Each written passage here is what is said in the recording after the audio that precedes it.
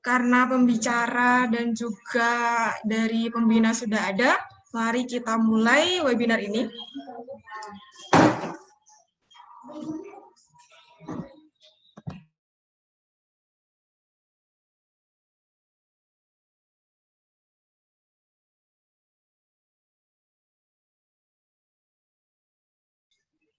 Assalamualaikum warahmatullahi wabarakatuh. Puji syukur kepada Tuhan Yang Maha Esa karena telah memberikan kita keberkahan hari ini sampai hari ini. Jadi kita bisa berkumpul di webinar Konsul Hukum Garwita bekerja sama dengan Lapas Kelas 2A Jember dengan judul Hak-hak warga binaan yang terputus di masa pandemi. Saya sebagai moderator akan mengenalkan diri, nama saya Ninda. Saya merupakan tim advokasi hukum di Garwita Institute atau sekarang jadi bagian dari Konsul Hukum Garwita. Nah, untuk webinar kali ini, saya akan membacakan rangkaian acara. Yang pertama adalah pembukaan dari pembina, yang kedua nanti ada pembacaan materi dari Bapak Ahmad Yunus, lalu nanti setelahnya ada kirim salam dari tahanan kepada keluarga, yang terakhir pembacaan materi dari Pak Dadang. Lalu dilanjut dengan tanya jawab dan juga kesimpulan.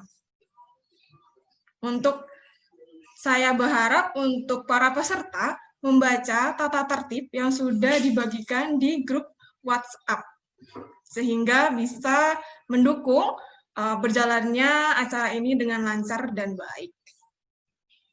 Untuk memulai webinar ini, saya ingin mempersilahkan Bapak Doho Ali Sastro sebagai pembina tim advokasi hukum Garwita Institute untuk memberikan sedikit sambutan untuk membuka webinar ini.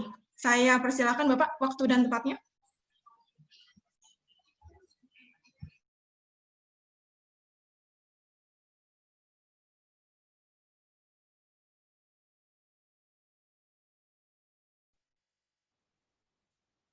Assalamualaikum warahmatullahi wabarakatuh.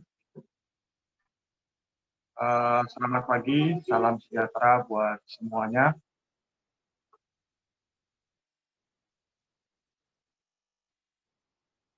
Hari ini, pagi ini, puji syukur kita panjatkan kehadirat Allah Subhanahu wa Ta'ala karena kita semua bisa berkumpul walaupun terpisah oleh jarak. Media teknologi membuat kita bisa tetap berkegiatan bersama-sama. Salam hormat saya buat Pak Dadang dan teman-teman warga binaan yang ada di Lapas Kelas 2A Jember.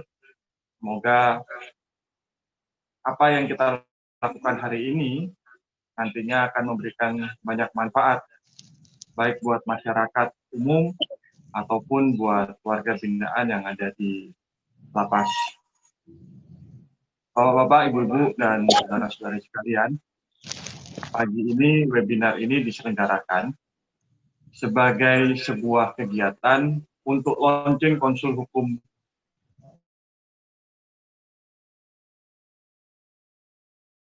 yang diselenggarakan oleh Yayasan Garwita. Sebelum saya berpanjang lebar, pagi ini ada sebuah buku yang saya pegang, sebuah buku dengan tampilan yang sangat menarik, penuh dengan gambar, penuh dengan warna. Nah, buku ini berbicara tentang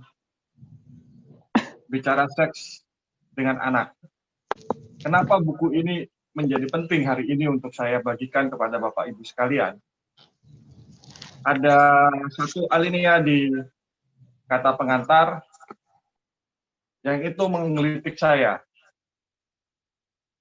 Edukasi seksual mulai menjadi perhatian penulis ketika memberi pendampingan psikologi bagi anak narapidana dan tahanan di Lapas Kelas 2A Jember, Jawa Timur.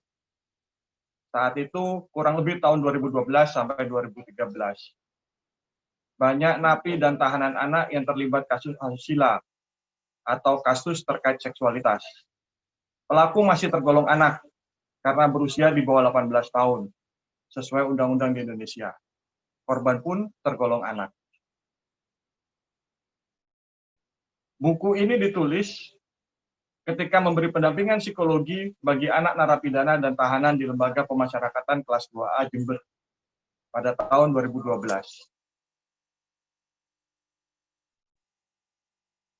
Buku yang hari ini ada adalah buah dari sebuah pekerjaan bersama dengan Lapas kelas 2 Jember sekian tahun yang lalu. Artinya, Garwita Institute bukan melakukan kegiatan ini hari ini. Bukan tiba-tiba kita melakukan kegiatan hari ini. Tapi apa yang hari ini kita lakukan adalah buah dari pekerjaan dan kerjasama yang sudah terjalin lama. Situasi yang berubah gara-gara pandemi membuat kita juga harus berubah. Kami tidak mungkin datang ke lapas, kami tidak mungkin bekerja sama dengan hadir secara fisik, menemani teman-teman warga binaan, berkomunikasi dengan keluarga, itu tidak mungkin kami lakukan. Tapi kami tetap ingin memberikan kontribusi pada masyarakat, kami tetap ingin memberikan bantuan hukum, kami tetap ingin memberikan sesuatu yang bermanfaat bagi saudara-saudara sekalian. Hari ini, kami memanfaatkan teknologi yang ada untuk membuat apa yang akan kami lakukan tetap bisa terlaksana dengan baik. Untuk itu, hari ini, dengan mengucapkan puji syukur kehadirat Allah yang Maha Kuasa, kami secara resmi menyatakan Klinik Konsul Hukum Garwita dengan ini dibuka.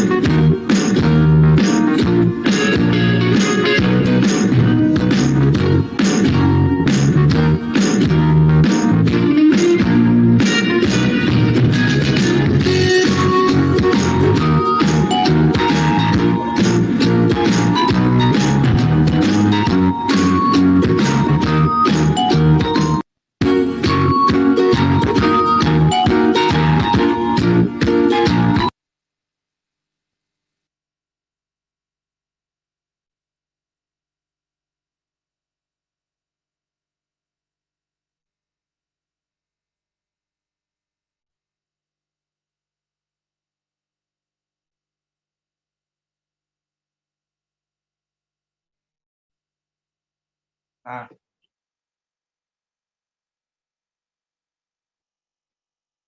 teman-teman, bapak-bapak dan saudara-saudari sekalian, kita lanjutkan kegiatan kita hari ini dengan sebuah diskusi tentang bagaimana teman-teman warga binaan di Lapas kelas 2 Jember bertahan menghadapi pandemi. Di samping saya ada sebuah patung hasil karya dari warga binaan yang dibuat dari bubur kertas, menggambarkan sebuah semangat bahwa jeruji besi dan tembok tinggi besar yang menjadi batas tidak membuat kreativitas, tidak membuat kehidupan, dan tidak membuat semangat menjadi hilang dan mati. Semoga apa yang akan kita lakukan hari ini dan hari-hari esok akan memberi manfaat buat kita semua. Saya kembalikan kepada moderator.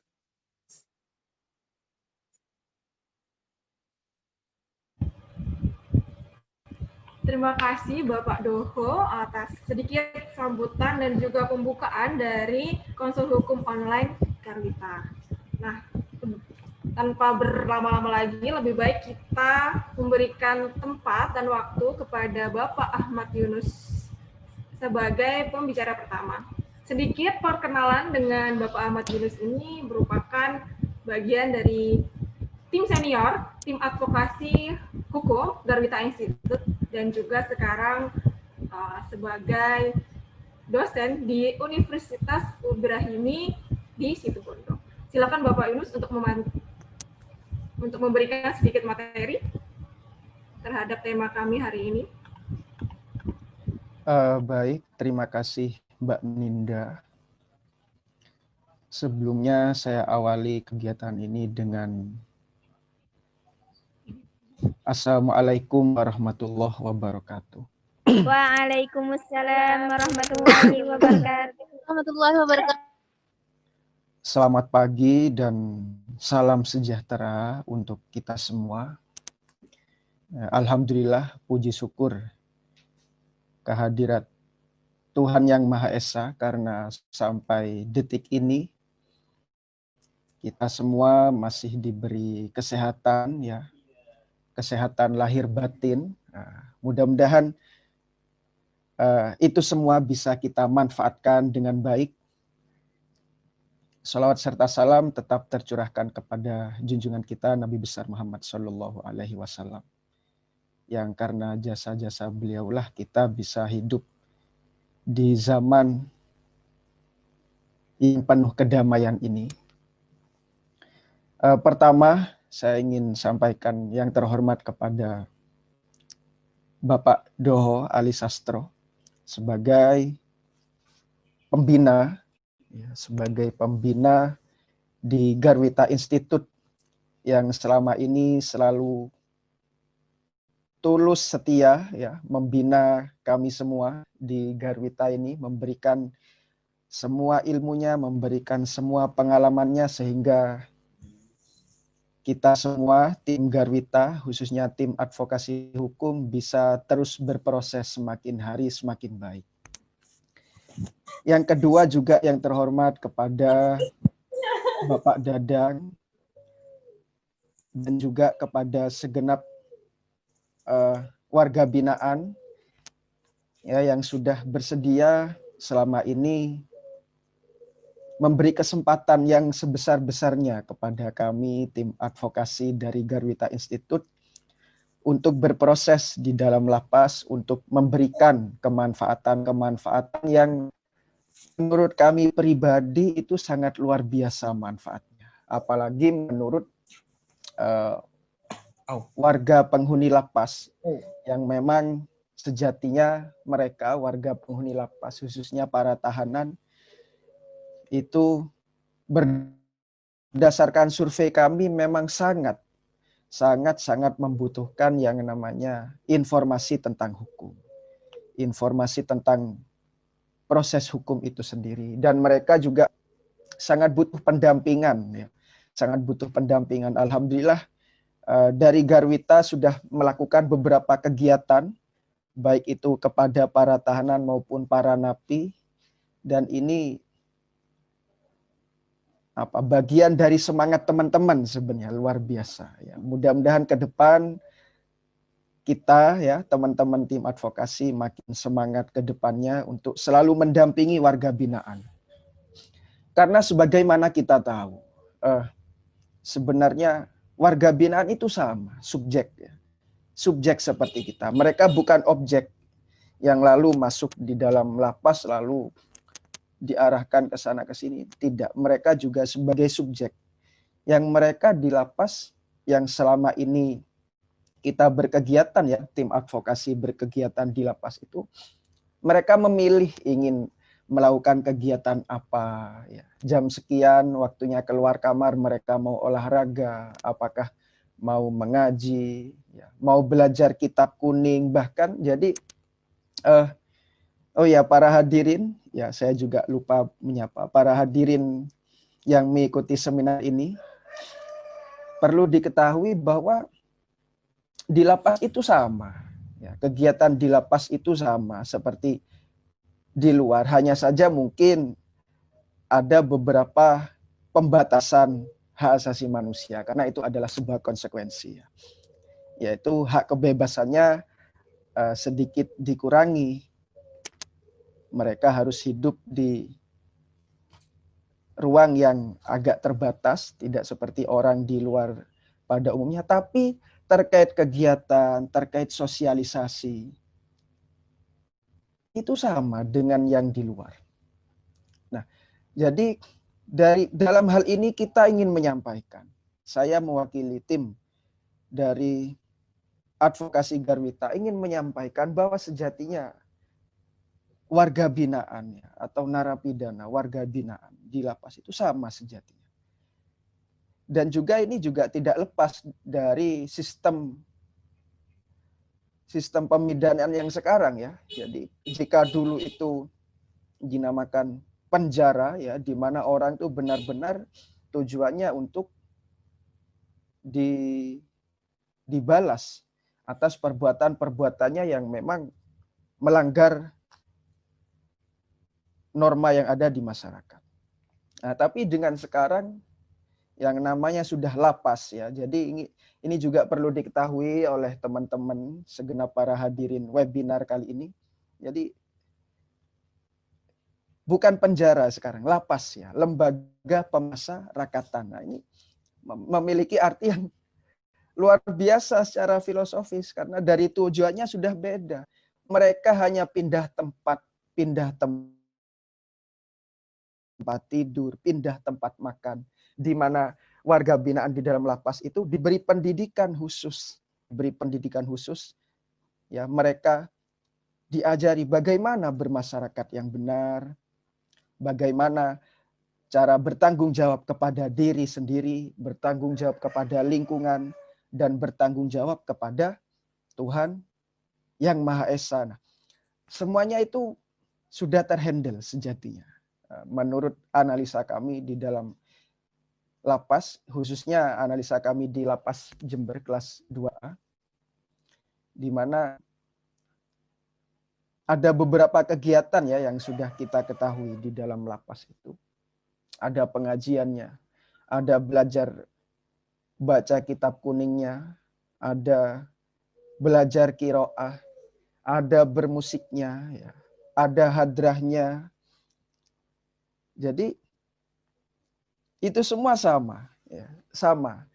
Atau mirip dengan kalau di kalangan Islam, khususnya Islam di pesantren itu lapas itu, ya, sama dengan pesantren itu, ya, di mana di dalamnya kalau di lapas itu pengasuhnya itu kalapas, ya, pengasuhnya itu kalapas, ya.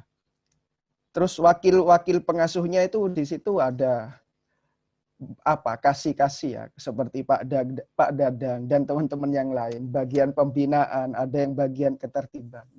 Sejatinya sama. Nah, ini perlu saya sampaikan sehingga ketika warga binaan ini sudah selesai, ya, dengan masa binaannya, nah, mereka harapannya bisa diterima layaknya, ya, orang normal seperti kita. Layaknya orang yang sama seperti kita. Karena memang tidak ada bedanya, sama. Hanya saja mungkin beberapa waktu yang lalu mereka hilaf, sama. Kita pun mungkin atau bahkan sering hilaf, ya. Nah, jadi itu pertama yang ingin saya sampaikan, bahwa sejatinya warga binaan ini mungkin ikut juga, ya, warga binaan di situ. Sejatinya saya sama panjenengan semua warga binaan adalah subjek yang sama, makhluk Tuhan yang sama. Ya. Yang kita juga punya hak-hak yang kita pertahankan, dan alhamdulillah juga di lapas hak-hak tersebut juga berusaha dipenuhi dengan semaksimal mungkin oleh Bapak Kalapas, oleh Bapak Dadang dan kawan-kawan yang lain, dan itu sebuah capaian yang sangat luar biasa. Dan saya kira di lapas-lapas yang lain insya Allah juga maksimal seperti itu. Nah, selanjutnya di kebetulan webinar ini judulnya tentang hak-hak warga binaan yang terputus di masa pandemi. Saya mengistilahkan mungkin tidak terputus ya, hanya terkurangi sedikit. Hanya terkurangi sedikit. Karena sejauh ini ya semuanya setelah kita konfirmasi ke pihak lapas, ya semuanya sejatinya berjalan. Kegiatan-kegiatan di lapas alhamdulillah masih berjalan. Pengajian, qiraat, sholawatan, ya hadroh, bermusik, olahraga, bahkan ya di lapas itu ada lapangan badminton luar biasa. Nah, itu semuanya insya Allah tetap berjalan dengan normal.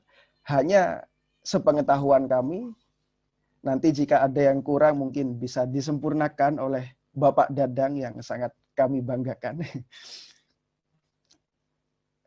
Sedikit saja yang terkurangi, yaitu pertama saya ingin, karena saya juga akademisi, ingin menyampaikan saja, karena mungkin semua peserta di sini bukan ini ya, orang hukum atau yang berbackground hukum.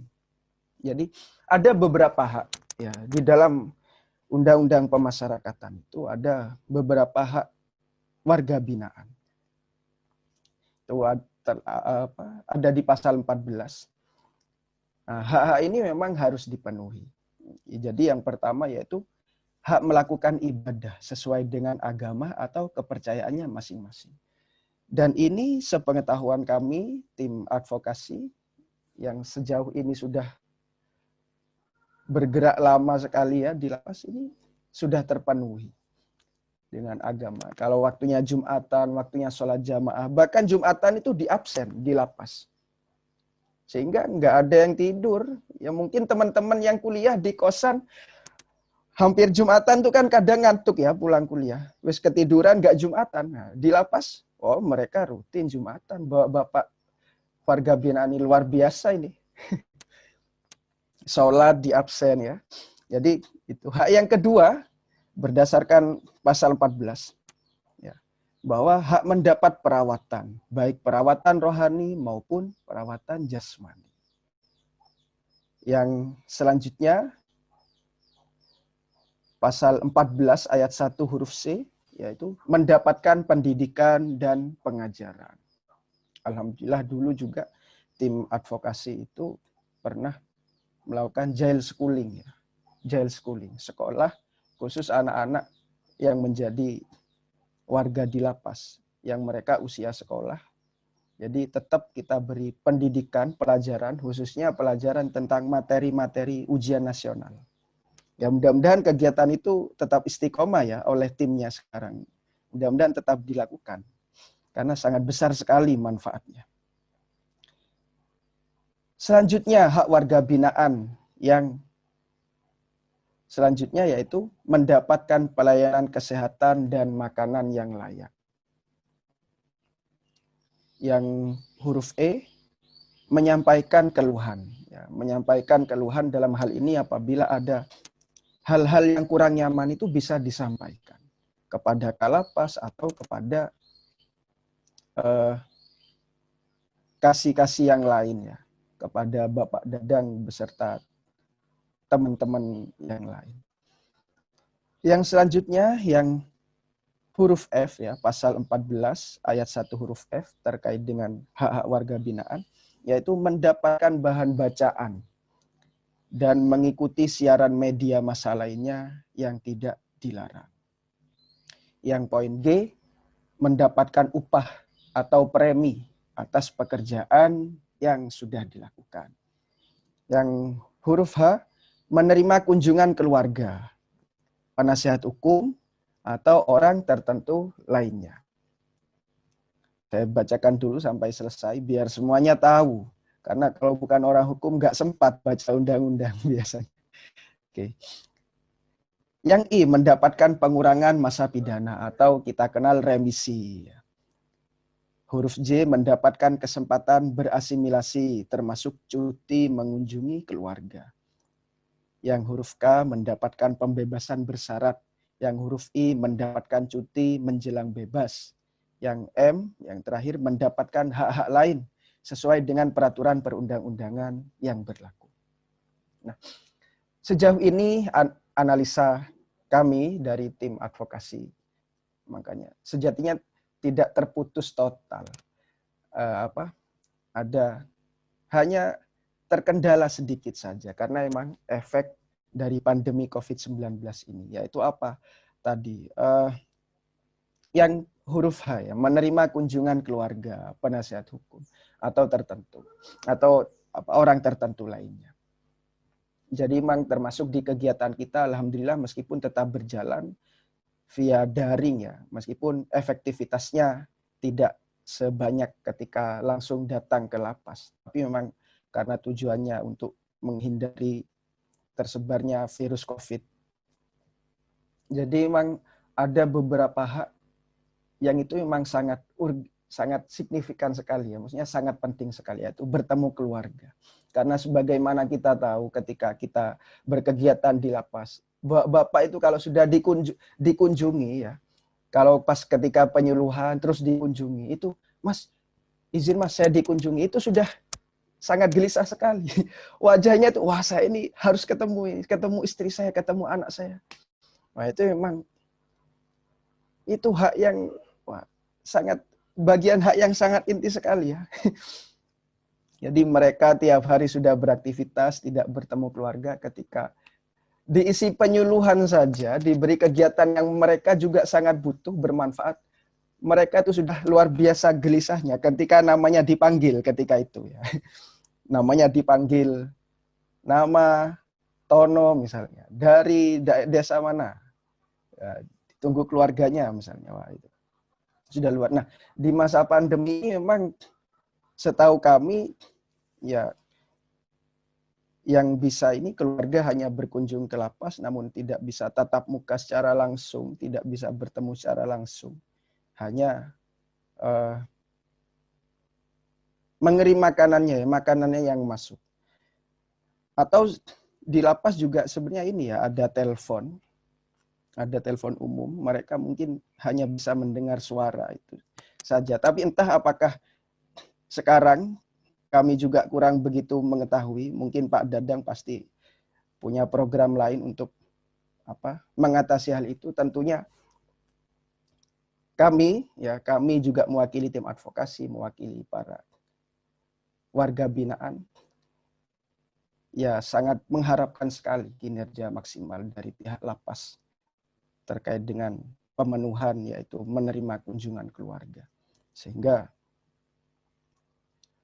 kita sendiri bisa membayangkan bagaimana rasanya ketika sudah tidur, beda tempat makan, beda tempat dengan keluarga, tapi ketika waktunya kunjungan, itu lalu terbatasi ya, mungkin karena efek pandemi ini ya. Saya kira cukup itu saja. Saya mewakili tim advokasi Garwita, biar enggak panjang lebar. Kita juga ingin mendengar langsung penjelasan dari Bapak Dadang, yang dimana beliau memang setiap hari sudah di lapas, sehingga pengetahuan tentang warga binaan itu lebih banyak dari tim-tim advokasi Garwita. Saya kira itu ya, saya mewakili tim advokasi Garwita, kurang lebihnya saya mohon maaf apabila ada hal-hal yang mungkin salah atau kurang berkenan yang saya sampaikan barusan. Dari saya sekian. Saya akhiri, wassalamualaikum warahmatullahi wabarakatuh. Waalaikumsalam.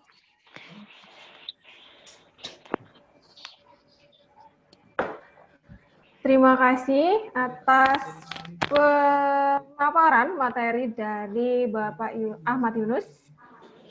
Untuk selanjutnya, kita beralih ke Lapas Jember untuk memberikan sedikit salam dari tahanan kepada keluarga.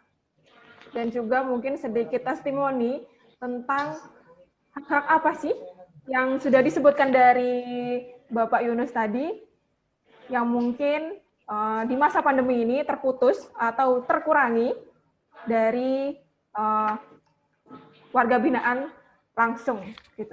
Silakan dari Lapas Jember, kami memberikan waktu.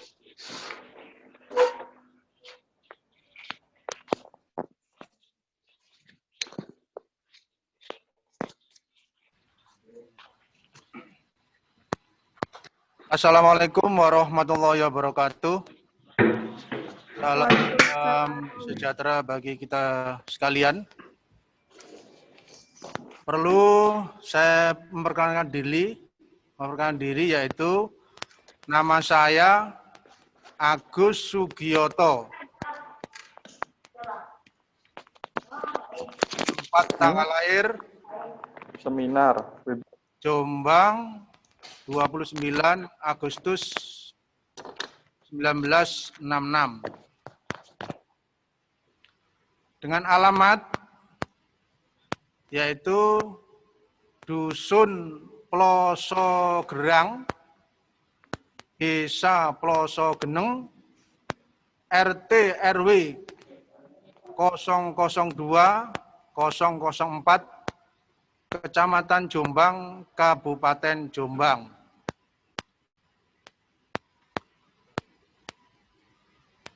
Untuk bisa masuk lapas ini atau perkara saya yaitu tentang pasal 224 KUHP, Undang-Undang nomor 7 tahun 2011 tentang mata uang. Dengan vonis atau pidana 14 tahun.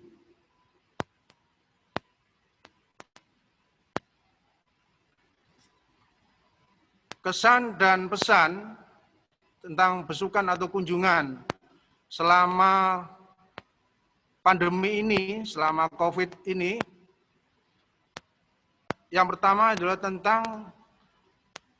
adalah keterbatasan bertamu atau berkunjung dengan keluarga, dalam kurung istri, anak, famili atau serta sahabat. Yang kedua, kolega atau sahabat yang berkepentingan dengan warga binaan, napi atau tahanan untuk membantu terkait dengan hukum dan lain-lain, itu juga mengalami keterlambatan atau mengalami hambatan. Yang ketiga, untuk besukan dan kunjungan berupa makanan, syukur alhamdulillah, napi maupun tahanan masih bisa menikmati makanan tersebut dari rumah, tidak ada kendala sama sekali, serta tidak dibatasi sesuai dengan prosedur atau SOP yang sudah ditentukan oleh lapas. Yang keempat, syukur alhamdulillah lapas ini terhadap warga binaan menyediakan fasilitas video call,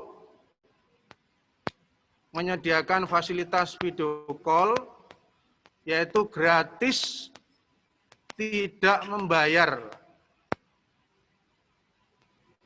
sesuai jadwal, yaitu untuk hari Senin, Rabu, Jumat itu narapidana, dan Selasa, Kamis, Sabtu yaitu tahanan. Jadi syukur alhamdulillah masih bisa bertatap muka, biarpun tidak langsung bersentuhan, masih bisa ketemu dengan difasilitasi untuk video call tersebut. Diberi waktu 10 menit, alhamdulillah masih bisa berbincang-bincang dengan anak dan istri. Pesan warga binaan terhadap COVID atau pandemi ini, semoga cepat berakhir dan warga binaan bisa menikmati kembali besukan atau kunjungan yang bersifat tatap muka atau langsung bertemu dengan istri, anak, dan saudara, serta sahabat. Yang kedua, dalam kondisi yang sangat penting, terutama warga binaan masih terkait dalam situasi hukum dan lain-lain, agar difasilitasi oleh lapas berkoordinasi langsung, secara langsung, atau bertemu dengan hukum atau yang membantu hukum secara langsung. Itu para saudara sekalian yang kami sampaikan terhadap besukan atau kunjungan selama pandemi ini.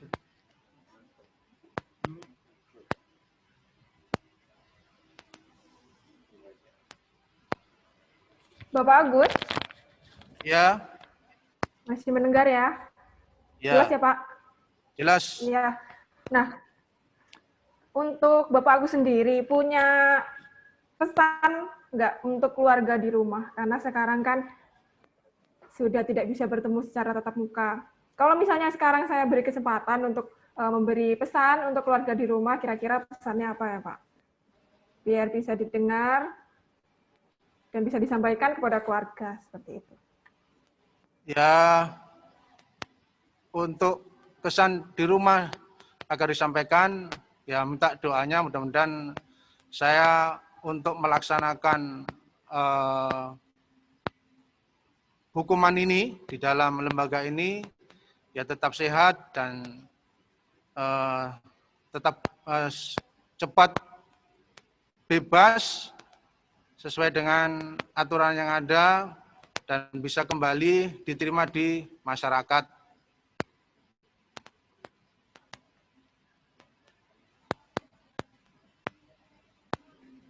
Oke, terima kasih banyak ya Pak Agus.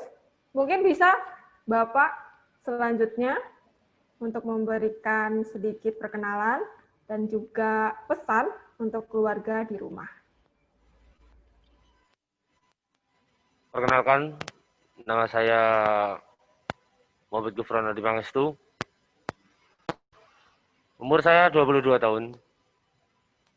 Saya masuk dalam lembaga pemasyarakatan ini dikarenakan narkoba, ganja.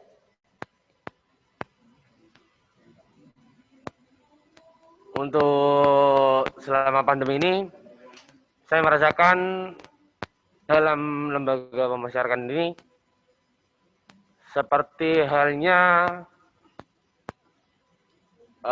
gimana ya, yang biasa mulai itu dapat kunjungan dari keluarga, sekarang tidak bisa. Dan ya alhamdulillah sekarang ada fasilitas video call. Meskipun tidak banyak waktunya seperti dulu, yang penting bertemu tatap muka dengan keluarga. Pesan saya, semoga Tuhan mendengar doa saya agar pandemi COVID segera diangkat dari dunia ini.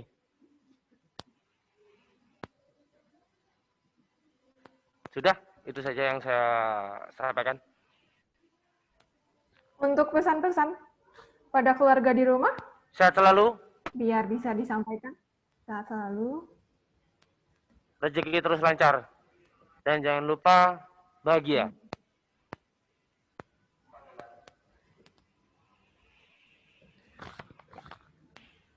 Untuk selanjutnya, Bapak yang terakhir, silakan. Terima kasih. Assalamualaikum warahmatullahi wabarakatuh.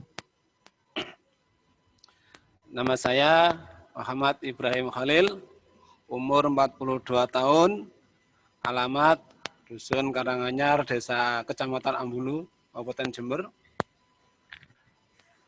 Ada beberapa kesan kami selama pandemi ini, kesan kami sebagai warga binaan selama pandemi COVID-19.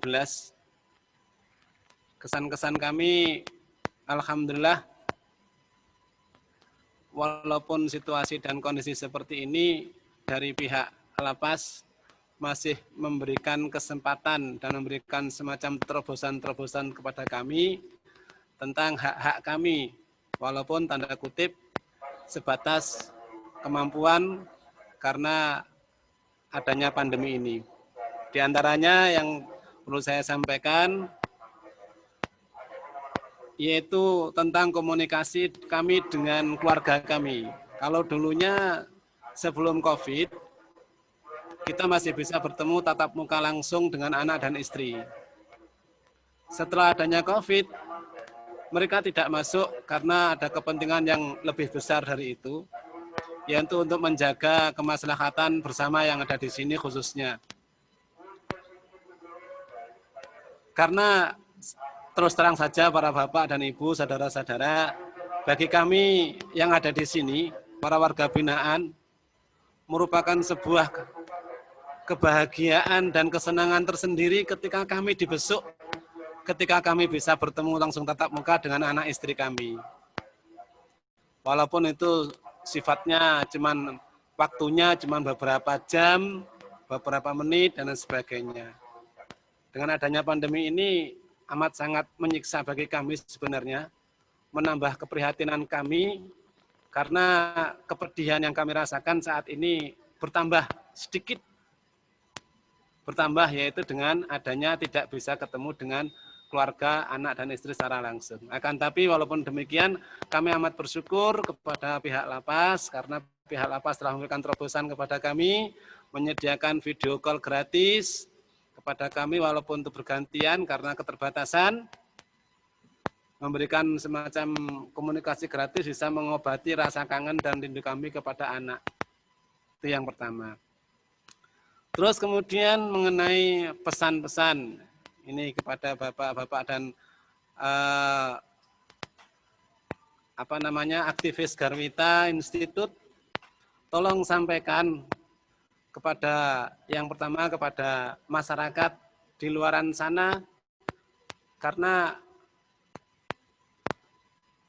kami di sini juga sudah berusaha untuk menjadi warga masyarakat yang lebih baik dari dulunya.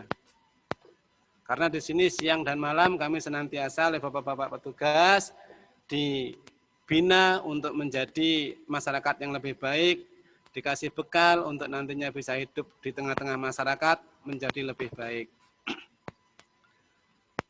Pesan kami kepada warga masyarakat yang ada di luar, karena bagaimanapun juga kesuksesan kami dalam menjalani hidup ini, khususnya bagi kami, setelah keluar nantinya di sana, keberhasilan kami dalam menjalani sebagai masyarakat umum tidak lepas dari dukungan para bapak-bapak dan ibu-ibu saudara masyarakat yang ada di luar. Maka dari itu kami berpesan, sampaikan salam ingin kami kembali kepada mereka secara utuh.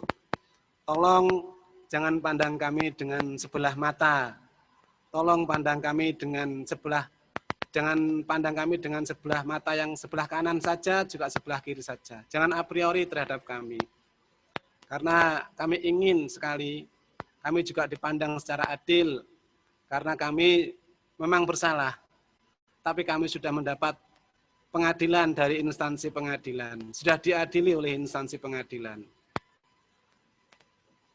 Yang kedua, terima kami sebagai masyarakat, sebagaimana layaknya seperti yang disampaikan oleh Bapak Ahmad Yunus tadi, kami juga berhak untuk menjadi masyarakat, bagian dari masyarakat di luaran sana.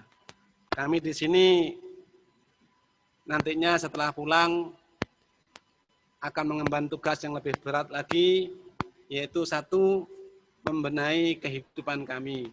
Dan itu semuanya tidak akan mungkin tercapai tanpa ada dukungan dari masyarakat sekitar. Para bapak, ibu, saudara yang kami hormati, itu pesan-pesan kami.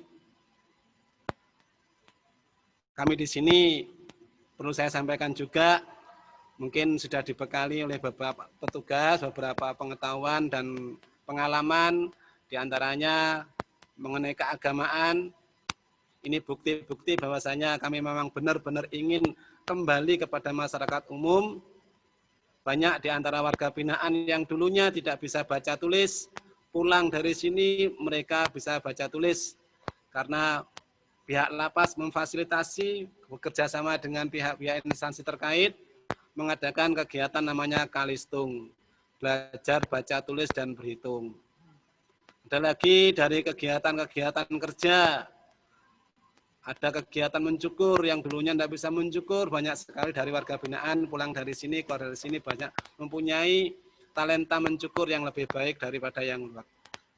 Ada yang dari pertanian, pertukangan, dan lain sebagainya.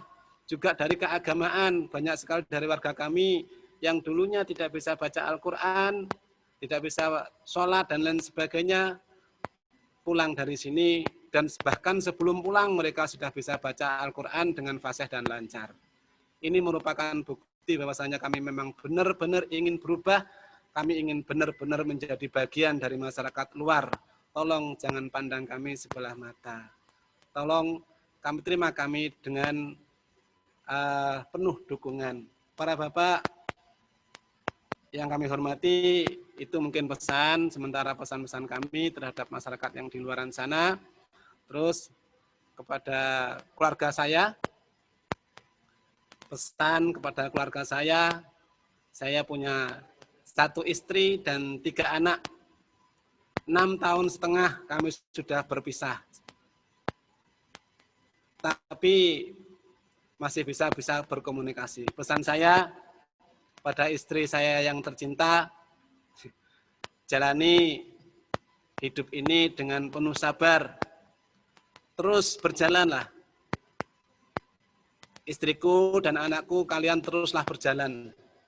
Tidak usah berlari, karena hidup ini adalah perjalanan, bukan pelarian.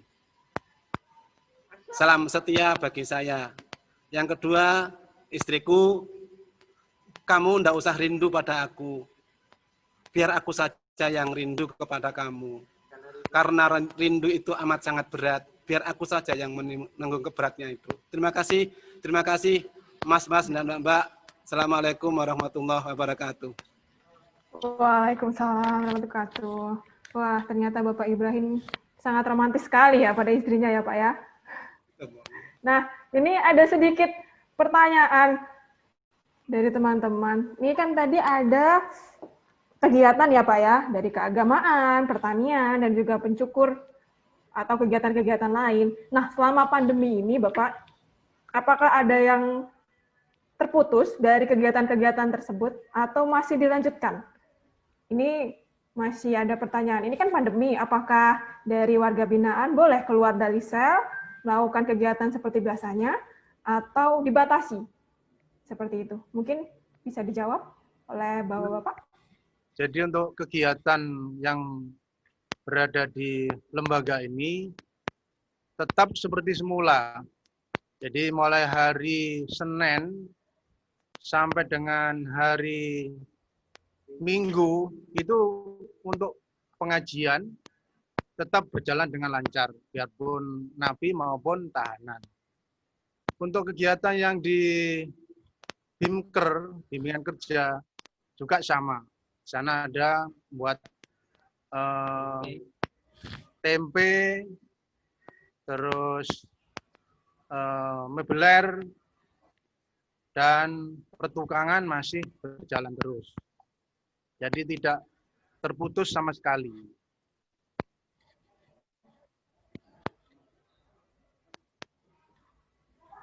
Menyambung. Jadi yang terputus mungkin G, ya silakan Bapak. Jadi ada yang keluar dari sel, itu memang ada Ibu, kegiatan pertanian, perikanan yang ada di open camp. Nah, di sana desain, sarana edukasi dan asimilasi. Di sana mereka-mereka itu yang sudah mendapat rekomendasi dan kepercayaan juga kesempatan dari Bapak Kalapas. Dan buktinya sudah bisa dilihat sendiri langsung di lapangan, yaitu di daerah Kebonsari, Bu. Belakangnya puskesmas itu. Terima kasih. Itu membuat apa, Pak? Membuat Di sana ada untuk perikanan dan pertanian, serta sekarang lagi membangun masjid untuk tempat beribadah. Insya Allah kalau nggak salah 20 orang yang 19 orang yang ada di open camp. Oh, tapi itu hanya untuk warga binaan yang sudah dipercaya ya oleh Kalapasnya. Jadi tidak boleh semuanya pergi ke lapangan di Kebonsari itu ya Pak ya? Iya betul, yang sudah direkomendasi oleh Bapak Kalapas dan beserta yang Bapak kasih dan yang lainnya, bahwa warga binaan tersebut sudah istilahnya dikasih fasilitas dan dipercaya bahwa betul-betul dia tidak mempunyai keinginan untuk istilahnya lari. Jadi betul-betul sudah niat tulus ikhlas bahwa ini pekerjaan yang bermanfaat.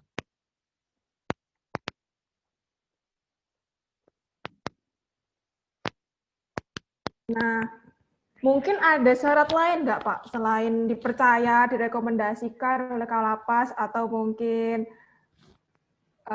sudah mungkin anunya apa, masa pidananya tinggal sedikit misalnya, mungkin ada syarat lain yang mungkin Bapak ketahui, kenapa kok ada warga binaan yang bisa melakukan yang lebih jelasnya ya. Untuk lebih jelasnya disampaikan oleh Bapak Dadang. Oke, siap. Sebentar lagi saya akan memberikan sedikit gambaran. Tadi saya sudah dikirimi oleh Bapak Dadang beberapa foto yang sudah dijelaskan tadi tentang perikanan, lalu ada juga pertanian, dan sekarang juga sedang membangun masjid. Ini. Salah satunya ini.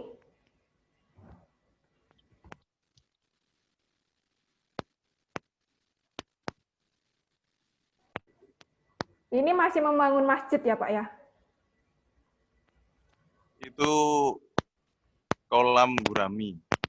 Oh, kolam gurami. Ini masih dalam pembuatan atau sudah selesai sampai hari ini? Sekarang sudah mulai pembesaran. Jadi kolam sudah jadi, cuman belum difoto aja itu. Oh iya, iya. Oh ini suara Pak Dadang ya? Ya, suara saya. Sudah kembali Bapak. Oh, iya. Nah ya ini. Ini di belakang ada kolam lele. Dari pembibitan sampai pembesaran. Oke. Jadi ada gurame, ada lele juga ya Pak ya? Ya, gurame, lele, ikan sementara itu. Kemudian ada pepaya California. Oh, dibuat pepaya juga. Cuman kebetulan kita belum foto yang pepaya California ini. Dari bulan April ini, insya Allah. Dari bulan April, dari nanam 0 sampai sudah panen pertama sudah. Ini sudah menjelang panen kedua. April 2020 ya Pak ya? Ya, April 2020. Sudah hampir setengah tahun.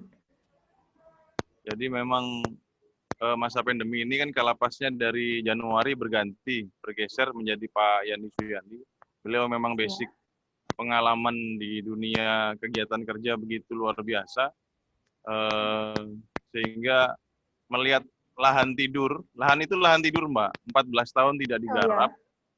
Kalau mungkin punya orang tua atau kakek atau bapak, mungkin tahu wilayah itu wilayah pertanian narapidana. Dulu sampai 50-100 orang untuk bersawah di wilayah itu, Mbak.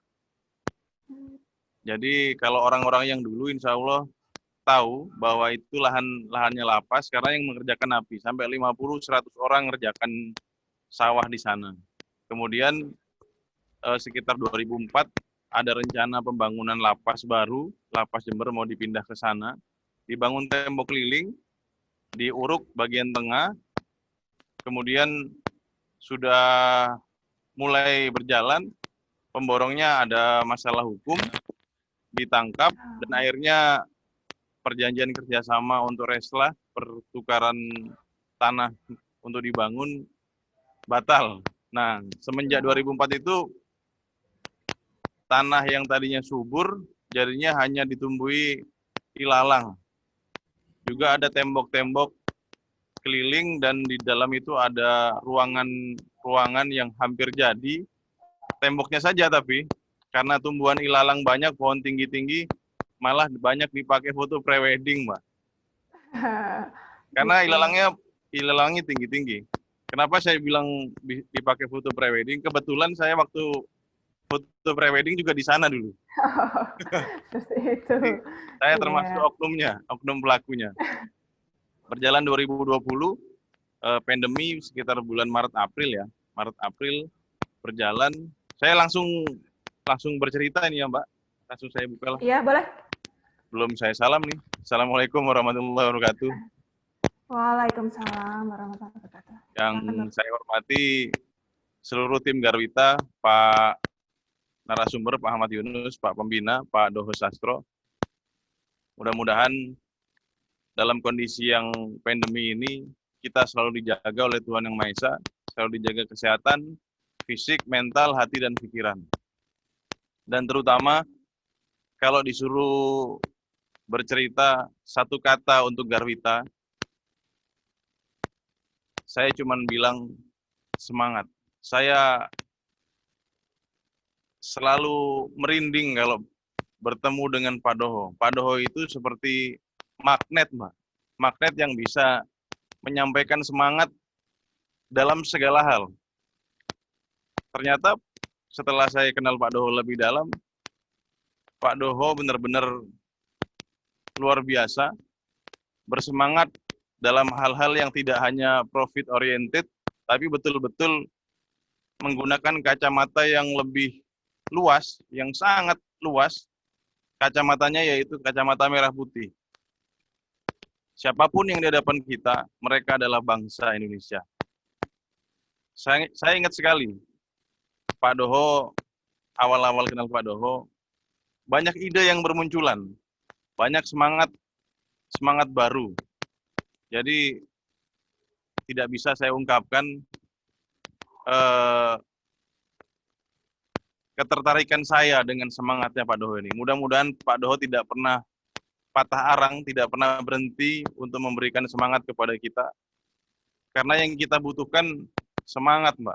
Khususnya di lapas, warga binaan ini, kalau slogan kami, slogan pemasyarakatan, mereka bukan penjahat, tapi hanya tersesat, belum terlambat untuk bertobat. Mereka yang di dalam ini bukannya tidak tahu sholat, bukannya tidak tahu berbuat baik, bukannya tidak pernah mereka berbuat baik di luar, bukannya kehidupan mereka selalu dari 0 sampai umur sekian masuk, selalu berbuat kejahatan, tidak. Mereka sama dengan kita, saya yakin seperti teori batu es, teori gunung es, yang muncul di permukaan, jauh lebih sedikit ketimbang yang ada di dasar lautan. Begitu juga dalam hal pelanggaran hukum. Mereka yang di dalam ini hanya sedikit yang tertangkap, yang dibukakan oleh Tuhan untuk mendapat penanganan kasih sayang yang lebih. Jadi kami lebih menganggap mereka yang di dalam ini sedang kekurangan kasih sayang. Sehingga mereka yang tahu cara berbuat baik, tapi tidak mau berbuat baik.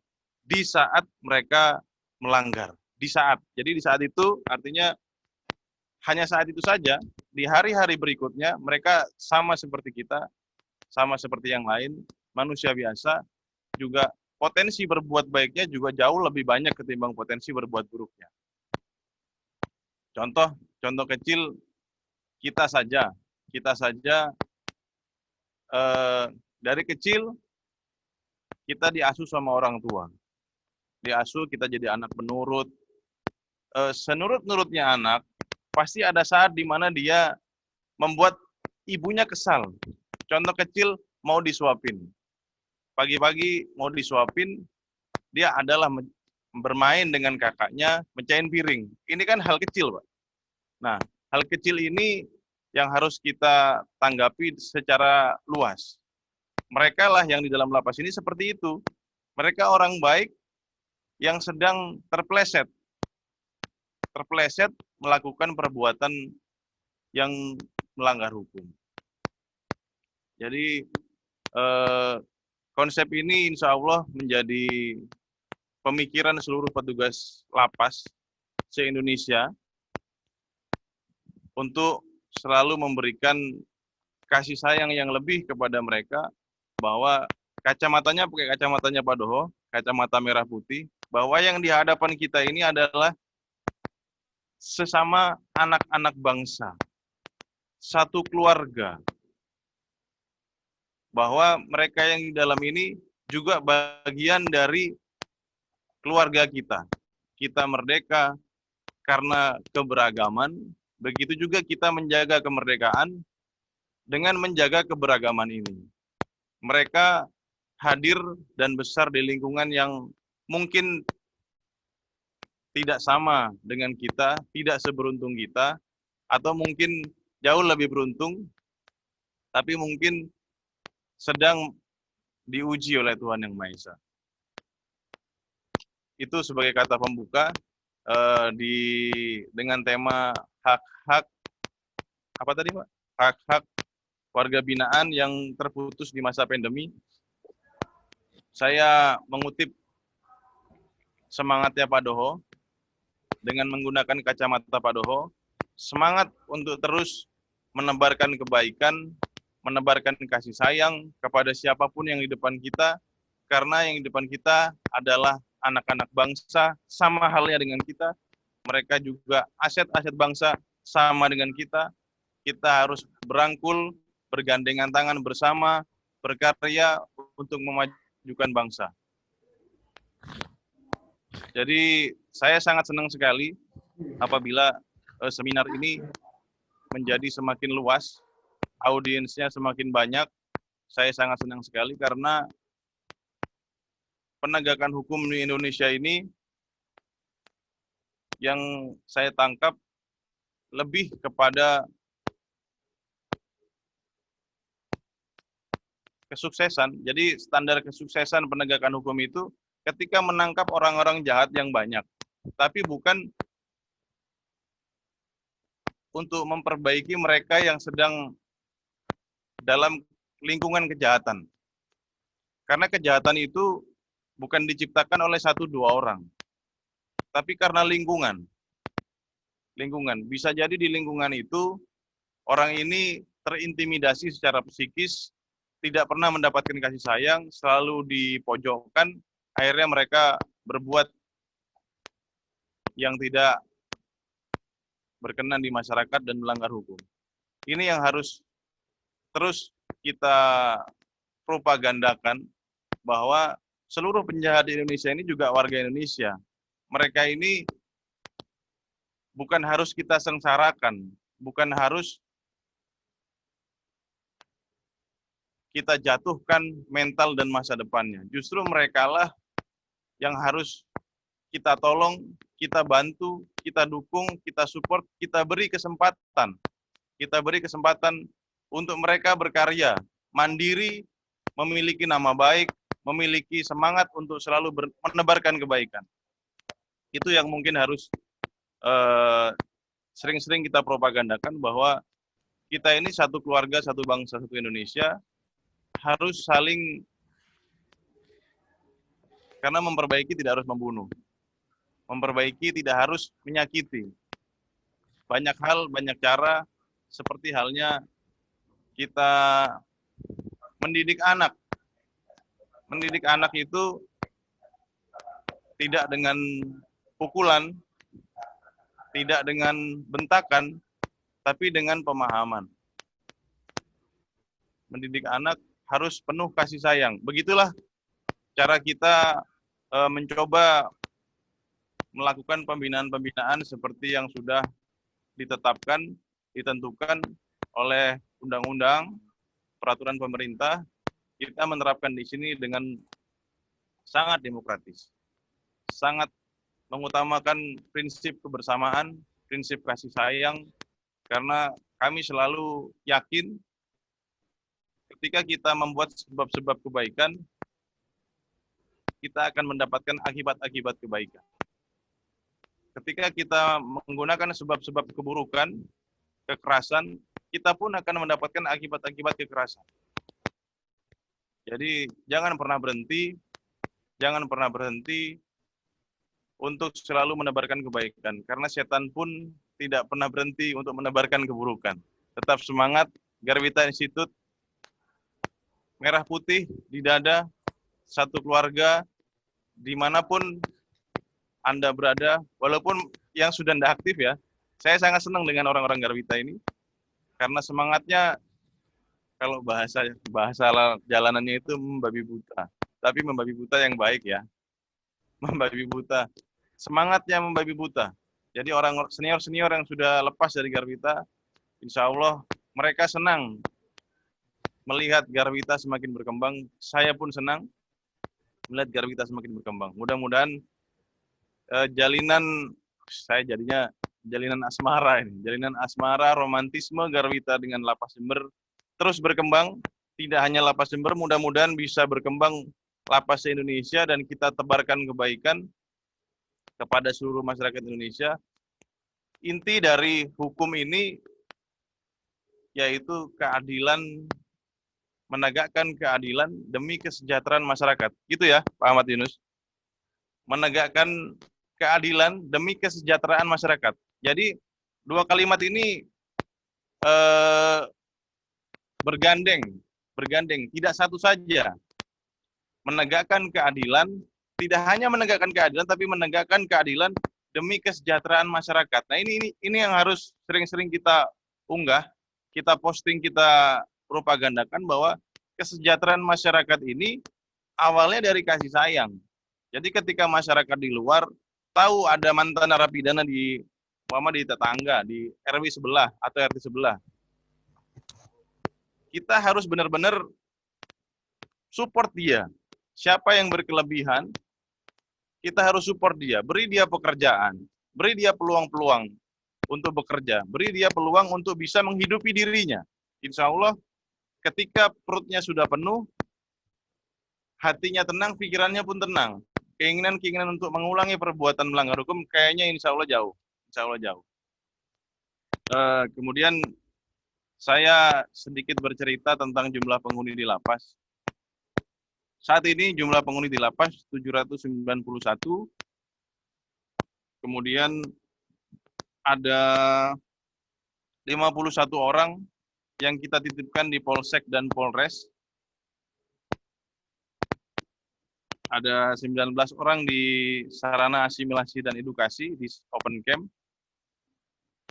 Untuk diketahui bersama, sejak Maret kita hanya menerima tahanan pengadilan. Tahanan pengadilan A3. Tahanan kejaksaan kita sanggup untuk menerima dan membiayai makan minumnya, namun tidak ditempatkan di lapas. Ini peraturan yang ditentukan oleh Direktorat Jenderal melalui Pak Menteri, melalui Direktorat Jenderal Menteri Hukum dan HAM untuk memutus mata rantai COVID-19. Begitu protokol kesehatan sangat diterapkan di sini, dari bilik disinfektan, kemudian ruang isolasi COVID. Siapapun tahanan yang kita terima, kita isolasi 14 hari, wajib memberikan hasil rapid test, begitu seterusnya dan selanjutnya. Sedikit saya bercerita tentang yang di luar, kemudian 19 orang yang di sarana asimilasi edukasi. Terkait hak-hak yang terputus, katanya Pak narasumber pertama tadi disampaikan, semua terpenuhi kecuali satu, yaitu kunjungan langsung, kunjungan tatap muka. Ini yang menjadi pertimbangan pimpinan-pimpinan pusat di Jakarta. Saya hanya menyambungkan saja bahwa pimpinan pusat di Jakarta bersama elemen masyarakat di sana mengkaji ulang bahwa kunjungan tidak diperkenankan karena untuk memutus mata rantai peredaran COVID-19. Sampai kita rencanakan untuk new normal di bulan Juni kalau nggak salah, untuk bertatap muka dengan protokol kesehatan, dengan pembatasan-pembatasan, pun itu akhirnya tidak berani. Karena banyak kasus di beberapa lapas, termasuk di Porong itu, lapas Porong Surabaya, sampai 70 orang. 70 orang positif, akhirnya dikarantina mandiri di dalam. Alhamdulillah semuanya sehat, tidak ada yang mendapat pengaruh negatif dari COVID. Dari situ mungkin pimpinan pusat tidak berani melanjutkan untuk kunjungan tatap muka langsung. Sekalipun ini hanya 1 dari 14 ya, 14 hak yang diterima mereka, 1 yang tidak bisa mereka dapatkan, namun kita gantikan dengan video conference, dengan video call via WhatsApp, gratis kita berikan kepada seluruh warga binaan untuk melakukan kontak dengan keluarga, tatap muka via HP, via monitor layar komputer, cuman kita batasi 5 menit, maksimal 5 menit.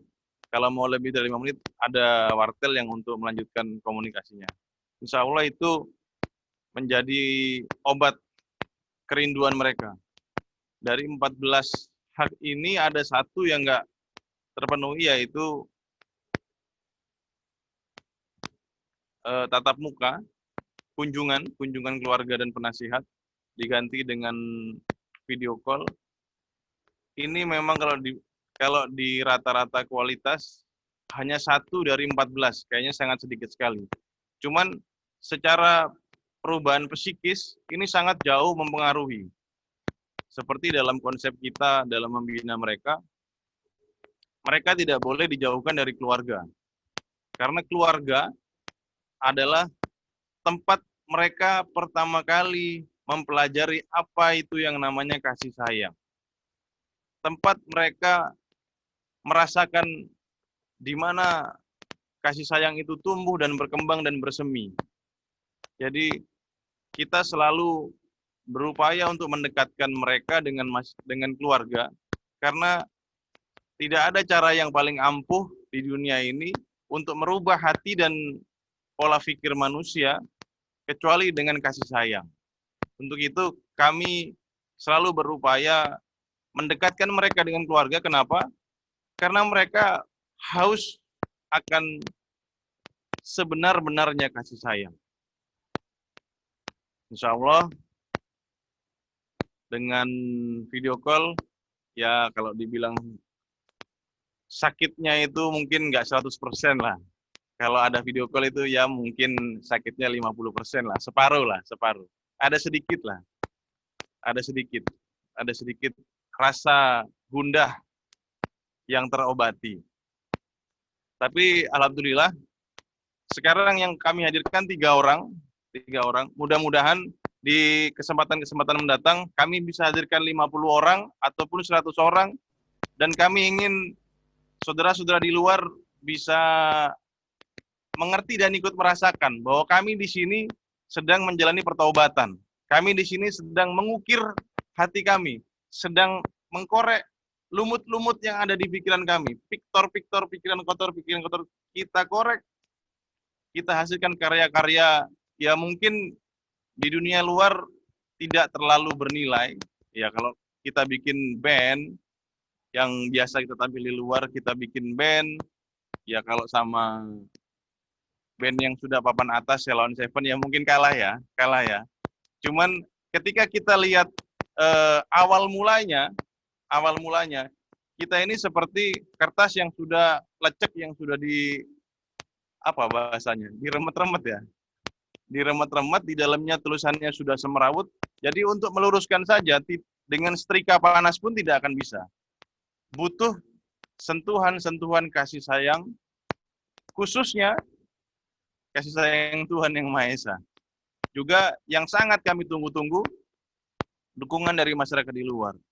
3 unsur suksesnya pemasyarakatan yang pertama adalah dukungan masyarakat di luar. Kedua, profesionalisme petugas. Ketiga, baru warga binaan yang betul-betul berniat total untuk mengabdi pada bangsa ini. Mungkin itu pembuka dari saya. Sedikit ada tambahan. Jadi di lapas itu kan kadang suka denger ya, ada warga binaan yang anaknya menikah, tapi dia hadir dalam pernikahan. Itu memang kita fasilitasi, supaya juga masyarakat tahu bahwa peraturan pemerintah nomor 32 tahun 99 mengatur ada hal-hal tertentu warga binaan diperkenankan untuk keluar lapas. Yang pertama, ketika orang tua sakit keras pastinya, enggak sakit bisul ya, sakit bisul, sakit panu, cuman pusing sedikit, minta keluar nengok, itu nggak boleh. Kalau sakit parah dibuktikan dengan rekam medis dari rumah sakit, atau yang sudah parah tidak bisa ke rumah sakit di rumah dengan surat keterangan dari desa, insya Allah ada Kalapas bisa mengeluarkan untuk menyaksikan atau bertemu dengan keluarga. Tapi tidak lebih dari 12 jam. Tidak lebih dari 12 jam. Itu pun dengan pertimbangan-pertimbangan tertentu. Menikahkan anak, membagi warisan, kemudian orang tua sakit, meninggal, atau menjadi wali nikah. Itu tambahan. Untuk sampai detik ini, beberapa kali kita mengeluarkan warga binaan itu untuk menyaksikan orang tuanya meninggal dalam masa pandemi ini masih kita lakukan, tapi dengan protokol kesehatan yang ketat. 3M kita laksanakan, jaga jarak, menggunakan masker, terus mencuci tangan. Terakhir, dari saya, mungkin kalau ada tanya jawab bisa dilanjutkan nanti, sedikit saja terakhir, bahwa lapas ini sama halnya dengan miniatur negara. Sama halnya dengan miniatur negara, di mana di sini ada bagian keamanan, ada bagian pembinaan, ada bagian kesehatan, ada bagian perawatan makan. Cuman bedanya di sini semua nggak berbayar. Beda sama di luar, semua berbayar. Pak, tapi kan ada kantin. Ya, kantin memang kita fasilitasi. Mengingat negara kita ini negara berkembang.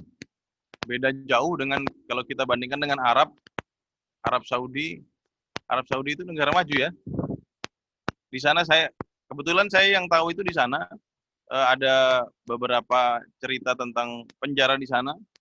Begitu rapi, begitu bersih, sampai pakaian pun hanya dibatasi sekian, mungkin sekitar 8 atau 10 helai. Itu pun seragam,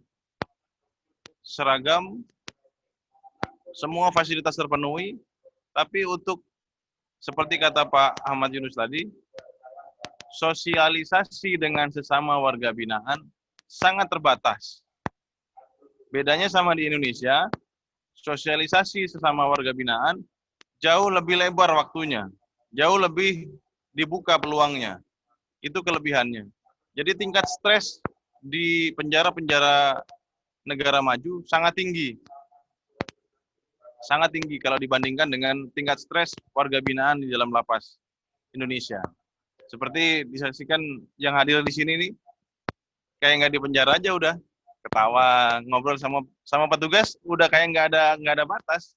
Karena memang kami yakin ketika mereka kita hargai hatinya, kita hargai perannya, mereka juga bisa menjadi manusia yang mandiri, yang bertanggung jawab, dan bisa menghargai sesama. Tetap semangat untuk mempropagandakan kebaikan, karena saya yakin Garwita Institute akan maju dengan semangat yang jauh lebih besar. Terima kasih. Mungkin kalau ada pertanyaan bisa disampaikan. Assalamualaikum warahmatullahi wabarakatuh. Waalaikumsalam warahmatullahi wabarakatuh.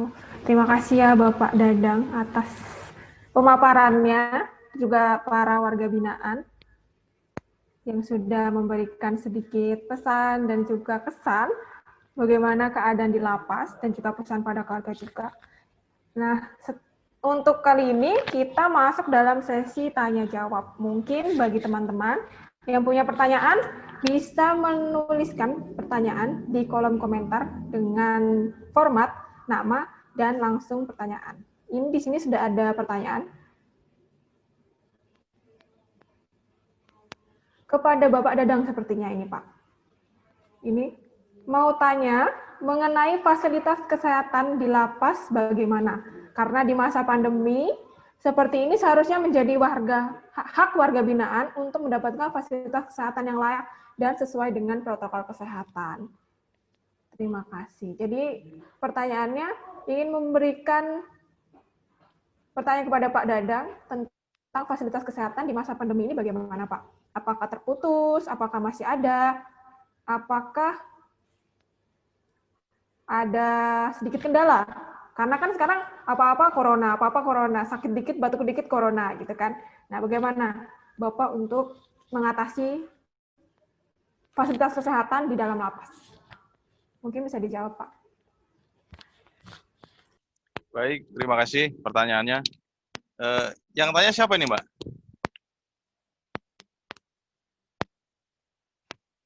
Penanyanya boleh tahu penanyanya? Ini dari Mbak, siapa ini? Sebentar ya, Mbak. Dari Mbak Arifatul. Ini di DM. Secara direct message, jadi nggak bisa dibaca sama semua orang. Baik, terima kasih atas pertanyaannya. Untuk masa pandemi ini, untuk fasilitas kesehatan, kita punya satu ruang kesehatan untuk pemeriksaan, kita juga punya, kita sebut ruang kamar kesehatan. Kamar kesehatan ini sebenarnya untuk warga binaan yang sudah harus mendapat penanganan intensif dari petugas kesehatan. Di lapas kita punya 3 petugas kesehatan, 2 perawat, nurse, yang 1 dokter gigi. Tapi sekalipun basicnya belum ada yang dokter umum, insya Allah mereka sudah terlatih untuk menangani penyakit-penyakit umum. Khusus untuk masa pandemi ini kerja keras, karena kebetulan perawatan warga binaan ini juga bagian dari tugas dan fungsi saya sebagai Kasibinadik dalam pengawasan saya. 24 jam kita standby untuk kontrol kepada warga binaan tetap normal. Kita kontrol tiap hari di setiap kamar-kamar, siapa yang ada sakit kita obatin, kita berikan obat atau tindakan. Kemudian yang menderita sakit yang agak parah, kita pindahkan ke kamar kesehatan, di mana di sana jauh lebih steril ketimbang kamar yang lain, jauh lebih mendapat penanganan khusus. Contoh di dalamnya ada tabung oksigen ketika memang dibutuhkan oksigen, obat-obatan yang siap pakai juga di sana, pengawasan dari pegawai juga jauh lebih intensif di kamar kesehatan. Untuk sosialisasi terus dilakukan, kemudian khususnya bagi tahanan baru atau narapidana pindahan, kita menerapkan protokol kesehatan di depan lapas. Sebelum masuk lapas, dicek dulu, diobservasi baik untuk hasil rapid test dan juga observasi kesehatan mereka sebelum masuk lapas. Untuk fasilitas dari pusat lebih kepada penambahan APD sih yang sering di sini, pembagian masker, kemudian APD untuk baju hazmat untuk tenaga medis, dan juga penambahan vitamin untuk penambah kekebalan tubuh. Mungkin itu saja tambahannya. Insya Allah lebih diprioritaskan karena kesehatan ini menjadi prioritas dalam mencegah masuknya COVID ke lingkungan lapas. Termasuk penambahan alat ukur suhu badan. Tidak hanya tahanan baru, seluruh petugas pun yang masuk ke dalam lapas, di petugas pintu, diukur suhu badan. Ketika suhu badan di atas 37,5 akan diistirahatkan, dikembalikan ke rumah, dan mendapat penanganan khusus. Seluruh baik, sekarang ini kan kalau sidang pengadilan kan dilakukan online juga. Setiap 2 atau 3 orang untuk menyampaikan surat panggilan sidang dilaksanakan di aula juga. Itu juga mereka juga dilakukan screening, cek suhu badan, dan wajib menggunakan masker, dan wajib mencuci tangan sebelum masuk ke dalam lapas. Begitu juga untuk polisi-polisi dan tim kejaksaan yang akan melakukan pemeriksaan di dalam lapas. Kami lebih membatasi warga binaan yang sudah di dalam lapas untuk keluar, baik melakukan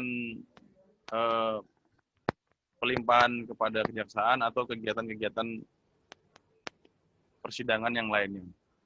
Mungkin itu sebagai pencegahan dari lapas. Insya Allah kami terus lebih intensif dalam menjaga kesehatan mereka. Mudah-mudahan pihak luar juga memberi dukungan, baik dukungan doa, yang utama ya doa ya, karena senjata utama kita adalah doa. Mohon doakan kami yang di sini selalu sehat. Mudah-mudahan yang di rumah juga selalu sehat. Terima kasih. Terima kasih Bapak. Ada pertanyaan kedua nih Pak, ke Pak Dadang lagi nih sepertinya. Ini ada penanya namanya Putra. Pertanyaannya adalah, sejauh ini apa kendala atau kesulitan-kesulitan petugas lapas dalam melakukan pembinaan terhadap warga binaan? Mungkin pembinaannya itu yang sama kayak tadi itu Pak. Apa yang di Kebonsari, terus keagamaan, itu kira-kira ada kendala atau kesulitan selama ini, selama Pak Dadang menjabat menjadi kasih di lapas kelas 2A Jember? Jawabannya Bapak. Baik, terima kasih. Saya berbicara umum dulu. Yang pertama, narapidana di lapas ini jumlahnya 528. Kalau plus tahanan ada 791. Jadi lapas ini punya petugas seksi pembinaan. Pembinaan narapidana dan anak didik itu bagian saya. Ada lagi seksi kegiatan kerja. Seksi kegiatan kerja ini yang bagian melatih mereka untuk bikin tempe, ternak lele, masak, menjahit, bikin mebel, yang begitu-begitu. Kendala kami satu saja, kekurangan pegawai dan kekurangan anggaran. Itu saja, kekurangan pegawai dan kekurangan anggaran. Bayangkan, Mbak bisa bayangkan, 791 orang petugas pembinaan. Kita anggap saya ini pembinaan kepribadian ya. Kalau kegiatan kerja, pembinaan kemandirian. Pembinaan kepribadian ini, di bawah saya cuma ada 12 orang plus saya. 12 orang untuk merubah pola pikir, merubah pola hidup 791 orang. Ya, bisa dibayangkan lah ya. Seandainya mereka bukan manusia, seandainya mereka bebek, pun kita akan kesulitan. Apalagi mereka manusia yang sama seperti kita. Itulah kurang lebihnya. Makanya kita butuh dukungan dari masyarakat di luar. Apabila punya ide, saran, kritik, ataupun tenaga untuk memberikan motivasi, kasih sayang, pencerahan, kami sangat membuka pintu lebar-lebar dulu saat masa sebelum pandemi. Saat pandemi ini kita menutup pintu rapat-rapat dan mungkin kita hanya bisa berinteraksi via daring seperti ini. Tapi insya Allah seperti ini saja, hati mereka sedikit merasa bahagia. Ternyata ternyata kami, Pak, ternyata kami masih dianggap saudara sebangsa. Ternyata kami masih bisa dicap sebagai orang baik. Mudah-mudahan tidak hanya mereka yang hadir di sini, juga masyarakat di luar semuanya bisa memberi kesempatan kami untuk berbuat baik. Mungkin itu jawabannya. Terima kasih. Nah, oke. Ini lagi-lagi pertanyaan buat Pak Dadang. Sepertinya Pak Dadang sangat populer ya di sini ya. Di sini dari Mbak Ayu. Ya. Pertanyaan untuk Pak Dadang, bagaimana pemenuhan hak warga binaan mengenai konsultasi dan pendampingan hukum oleh penasihat hukum? Setahu saya, mohon dikoreksi apabila ada salah, dalam konsultasi dengan penasihat hukum, tahanan dapat dilakukan melalui telepon, namun hanya beberapa menit dan setelahnya harus membayar untuk telepon. Bagaimana pemenuhan hak tersebut karena waktu konsultasi tidak cukup beberapa menit saja, dan membayar biaya setelah waktu yang ditentukan pun agak memberatkan bagi warga binaan. Nah, mungkin agak ini namanya Ayo Dionuril. Oh, Ayo Dionuril. Boleh ulangi, Mbak? Boleh ulangi? Jadi pertanyaannya saya agak ringkas. Jadi, bagaimana pemenuhan hak tahanan tentang konsultasi hukum dan pendampingan hukum oleh penasihat hukum? Karena kan kalau misalnya lewat telepon, waktunya terbatas. Kayaknya Ayudio ini menganggap bahwa setelah sebatas, misalnya dikasih waktu 10 menit gitu Pak oleh lapas. Kalau untuk melanjutkan 10 menit tersebut, dari warga binaan harus membayar. Apakah itu benar? Dan apakah itu tidak memberatkan bagi warga binaan untuk membayar biaya telepon yang sudah kayaknya lewat waktunya gitu Pak?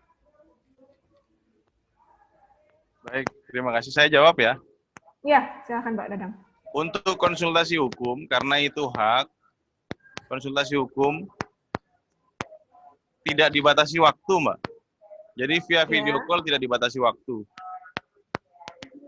Tinggal nanti biasanya kuasa hukumnya datang di depan, memberikan nomor untuk video call dari warga binaan sendiri yang telepon ke si kuasa hukum. Untuk konsultasi dengan kuasa hukum kita tidak batasi waktu karena berkaitan dengan proses persidangan dia. Itu nggak dibatasi waktu. Tapi kayaknya nggak mungkin juga sampai 3 jam kayaknya. Kan pastinya paling setengah jam. 1 jam itu sudah luar biasa kayaknya. PH-nya juga capek ngeliat mukanya mungkin. Ya, insya Allah kalau untuk penasihat hukum kita tidak batasi waktu. Ya sepantasnya dan tidak bayar, Pak. Yang bayar itu yang umpama 5 menit untuk keluarganya. Untuk si B, keluarga lagi 5 menit lagi. Itu yang kita kasih penekanan bayar supaya apa? Supaya mereka tidak melulu menjadikan ini ajang telepon semua orang.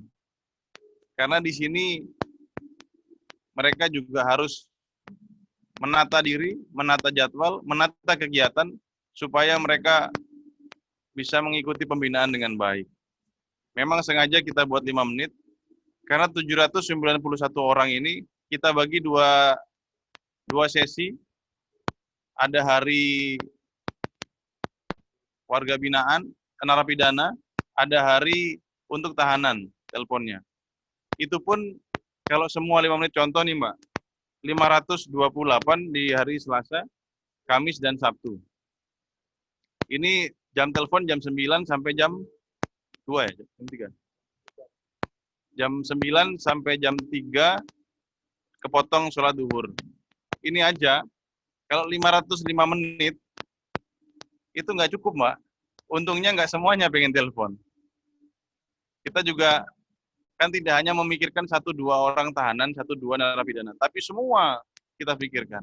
Itu yang jadi pertimbangan kami. Terima kasih. Terima kasih Pak Dadang atas atas jawaban dari pertanyaan dari Ayudio. Ini ada satu lagi pertanyaan untuk Mas Yunus, untuk Bapak Yunus. Saudari Mbak Sonia Elmabella. Apa yang menyebabkan gugurnya hak warga binaan untuk menerima asimilasi dan integrasi, Mas? Mungkin bisa dijawab atas. Oh itu ya, saya kira Pak Dadang saja nih yang menjawab nih, gugurnya asimilasi nih.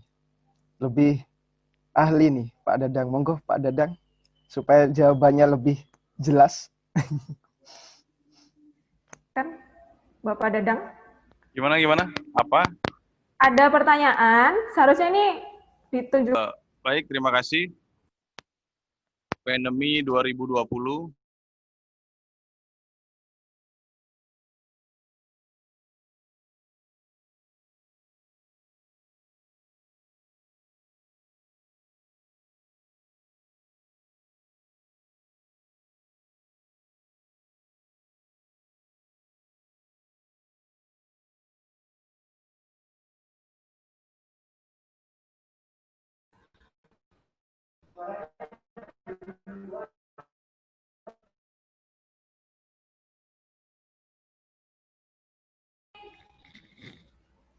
Iya. Wah, sepertinya sinyal dari Bapak Lapas ini sedang ada gangguan ya.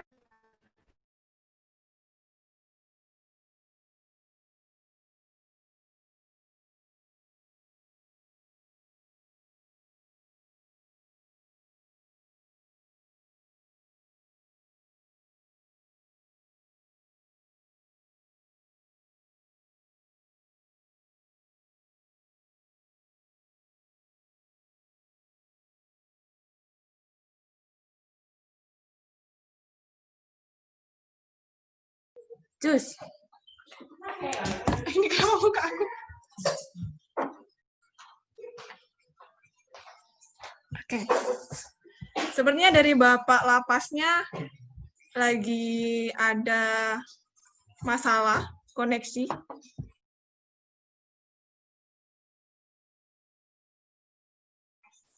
Sesi tanya jawab sudah ditutup ya tadi. Terima kasih atas peserta yang memberikan pertanyaan. Tadi ada 4 pertanyaan. Tapi yang terakhir ternyata tidak bisa dijawab oleh Bapak Lapas karena koneksinya tidak lancar.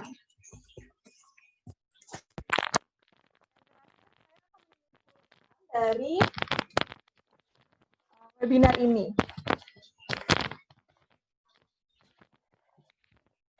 Jadi awal tadi sudah diberikan sambutan ya. Kalau misalnya webinar ini sekalian juga dengan launching konsultasi hukum online. Sudah dibuka tadi oleh Bapak Doho juga. Bisa formnya bisa diakses di bit.ly/KH ya, KH online. Ya, mungkin bagi teman-teman atau peserta yang punya saudara, teman, ataupun siapapun yang membutuhkan bantuan konsultasi hukum, bisa mengklik dari link tersebut atau bisa menghubungi admin kami di nomor telepon dan juga DM Instagram atau DM Twitter. Kami membuka semuanya di media sosial. Kesimpulan hari ini banyak sebenarnya. Tadi sudah disampaikan oleh pemaparan materi dari Bapak Ahmad Yunus, lalu juga dari para tahanan, dari para warga binaan, dan juga Bapak Dadang.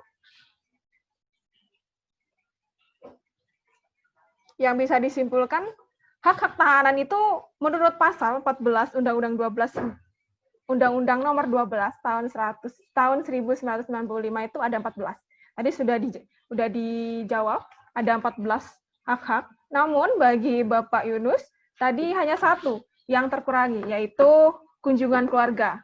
Nah, kunjungan keluarga ini merupakan hak inti yang mungkin hilang, terputus, terkurangi menurut Bapak Yunus. Tapi kalau misalnya sudah diklarifikasi oleh Bapak Dadang bahwa hak ini tidak sepenuhnya terputus, tidak sepenuhnya terkurangi, karena sudah dilakukan upaya yaitu video call. Dan juga tadi hak-haknya seperti pembinaan, yang lain-lain itu masih dijalankan di lapas selama tidak ada orang yang keluar dari lapas atau tidak ada orang yang masuk ke dalam lapas. Jadi semuanya kegiatannya masih ada dan berjalan seperti itu. Tadi juga ada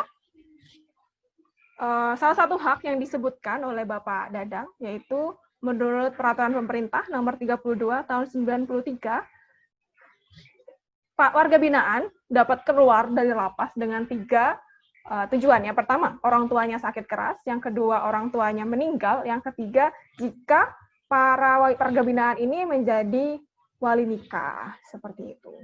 Dan juga memberikan sedikit pesan kepada masyarakat, kepada para peserta, kepada umum saat ini yang mendengar untuk menerima para warga binaan ketika keluar dari lapas supaya tidak diberi stigma negatif dan lain-lain. Ini juga bukan motivasi dari Bapak Dadang atau Mas Yunus aja, tapi dari warga binaan sendiri menginginkan mereka diterima di masyarakat karena ketika mereka ada di lapas, mereka sudah menerima hukumannya dan mau bertobat. Seperti yang dikatakan oleh